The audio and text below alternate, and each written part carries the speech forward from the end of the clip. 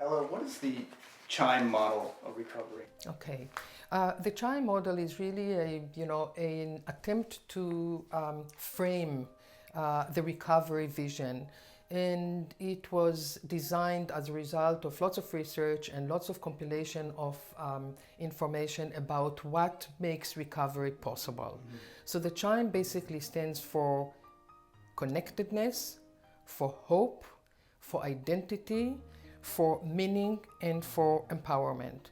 I would start with the H. Even though it's the second element of the CHIME, I think that it may be, the building blocks of the CHIME model. And here we are talking about hope. And we think that hope is really perhaps the most important elements that can help someone to embark on a journey of recovery and to sustain his efforts to improve his life and to have a life as good as he can. This is, I think, that, again, it's not really unique to someone with mental illness, but I think that it's probably unique for anybody who faces any kind of challenges. So hope is really the building block. Then we are talking about connectedness. Connectedness is really relationships that people want to build through their social worlds, through their community, through a peer group. This is, again, very individual, and people do that in very different ways. But I think that the message here is that relationships are very important. And we know it from many studies that relationships very often sustain the well-being of any person with mental illness or without mental illness.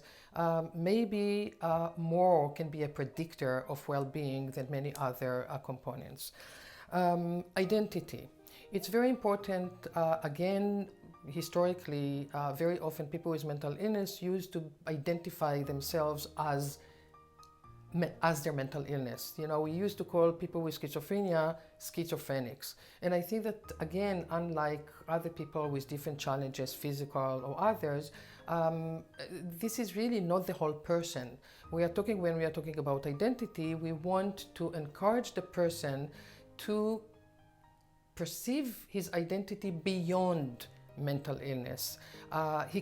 We suggest also that someone with mental illness will try to make sense of his psychotic experience or his experience with mental illness, but he's not going to be defined neither by himself or by others as his mental illness. So it's really important to enlarge, to expand identity beyond the experience of mental illness.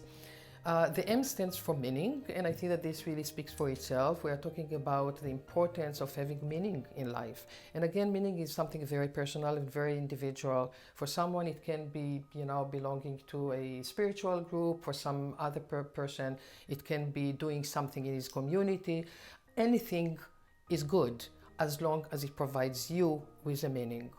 And the E stands for empowerment, which is, again, we talked about the shift from disempowerment for empowerment. This is the encouragement for someone with mental illness to take responsibility for his well-being.